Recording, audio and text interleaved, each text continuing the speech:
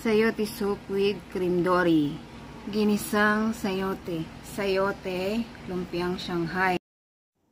Good morning, good afternoon, good evening. Bahala na kayo guys kung anong oras sa inyo. So marami kaming gulay na sayote. Ngayon iniisip ko kung anong magandang luto sa kanya. Babalatan ko nga muna. Mamaya ko naiisipin kung anong luto yung iluluto ko sa kanya kasi marami siya. Sabi ko ganitong slice lang naman para mabilis, wag nang liitan kasi kakainin din naman at madali lang naman maluto. Ayan, naglagay na nga ako ng mantika. 1/2 kilo ground beef, isusutay ko muna siya and then tatakpan ko hanggang sa maluto siya ng bahagya. And then medyo toasted nga pala yung pagkakaluto ko dyan para lutong-luto siya.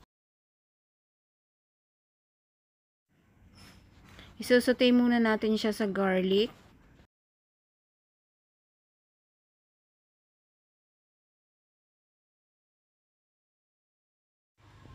Onion,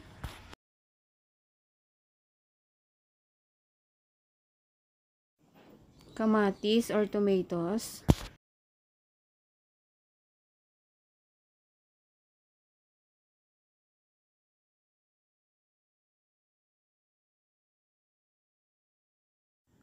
so imimix-mix lang natin hanggang sa mag-incorporate yung ating mga ingredients at yung ground beef.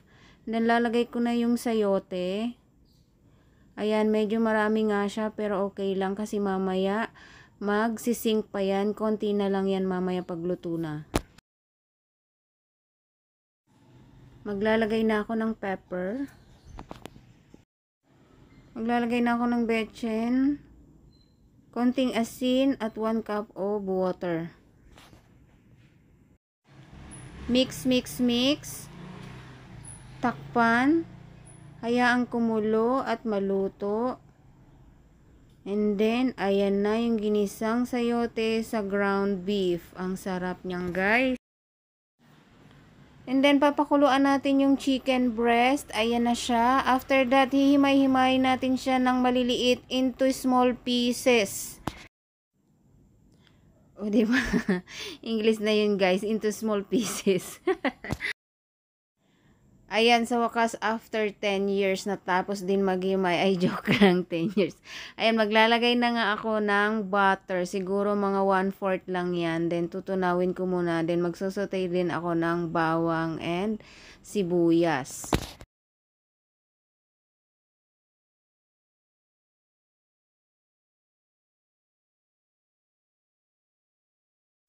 Kapag medyo golden brown na yung bawang at sibuyas, pwede na nating isutay din yung ating hinimay na chicken breast. Mix, mix, mix. Halu-haluin. Maglalagay ako ng 1/2 teaspoon ng chicken powder, bechin, pepper. Halu-haluin ulit.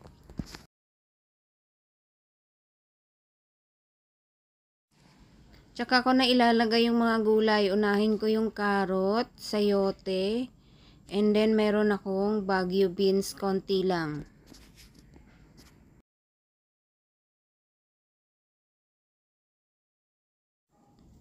Then maglalagay ako guys ng oyster sauce. Ito na yung aking pangtimpla. Hindi na ako maglalagay ng asin.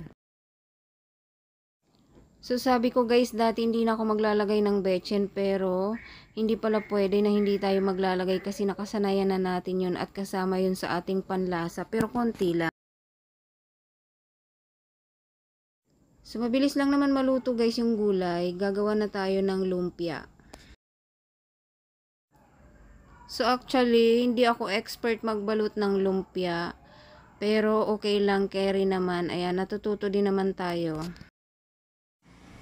Hindi ko pa to naluluto dati guys, pero tinikman ko yung ginisa ko, masarap siya. So panigurado, masarap yung lumpia niya mamaya.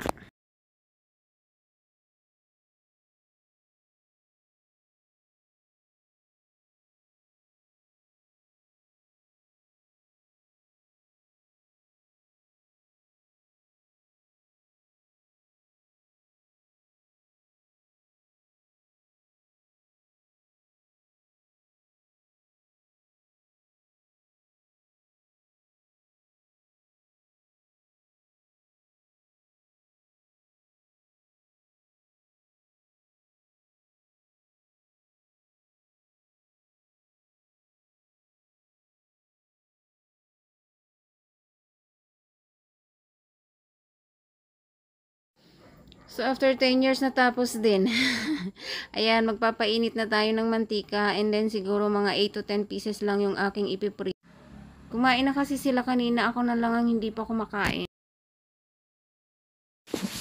So, ayan, nilakas-lakasan ko na nga yung apoy kasi nagugutom na ako. So, mabilis lang naman yan maluto, guys, kasi luto na yung gulay. Kaya, okay lang nalakasan yung apoy, pero dapat babantayan mo lang talaga.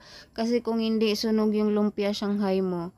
O, diba, ang ganda ng pagkakaprito. Wow! Next, tapos na tayo sa Shanghai. Gagawa ako ng masarap na soup. Meron akong 2 cream dory. Actually, guys, pipritoin ko sana siya ng buo. Pero na-slice ko na siya, kaya okay lang.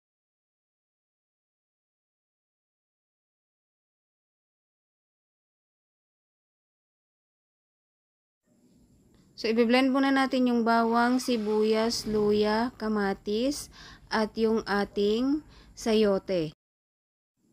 So, di ba guys, pag gumagawa ng soup, kailangan smooth yung kanyang pagkakagawa, pinong-pino.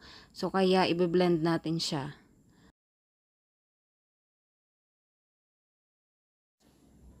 1/4 na butter, lulutuin natin yung cream dory. So, dapat talaga guys, buo yung cream dory na yan. Kaya lang na-slice ko na, pero okay lang, parehas lang naman.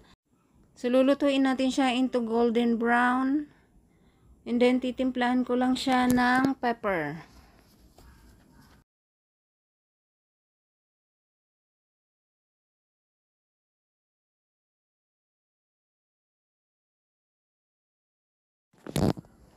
Separate muna natin.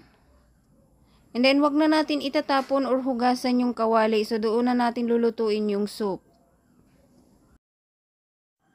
Ganyan siya dapat ka-smooth. Ayan, titimplahan ko lang ng pepper, bechin, 1 shrimp cubes, and then mix, mix, mix.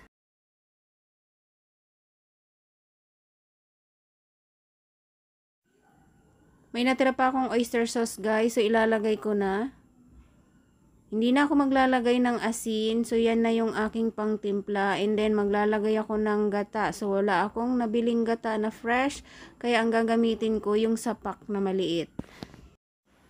And then, tsaka na natin ilalagay yung cream dory.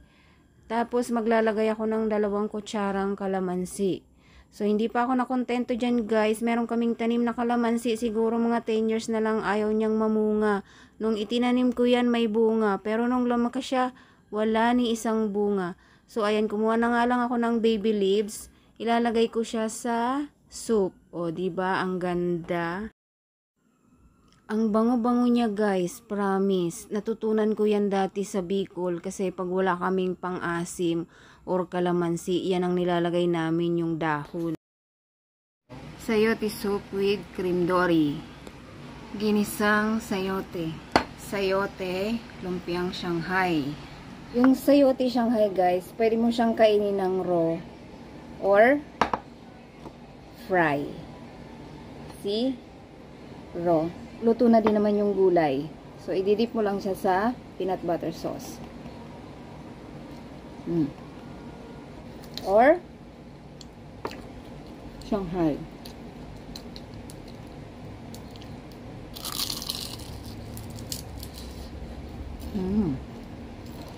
Ginisang sayote with corned beef. Kanin. Sabaw.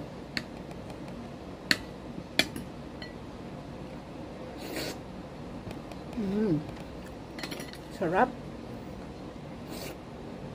Natin yung soup.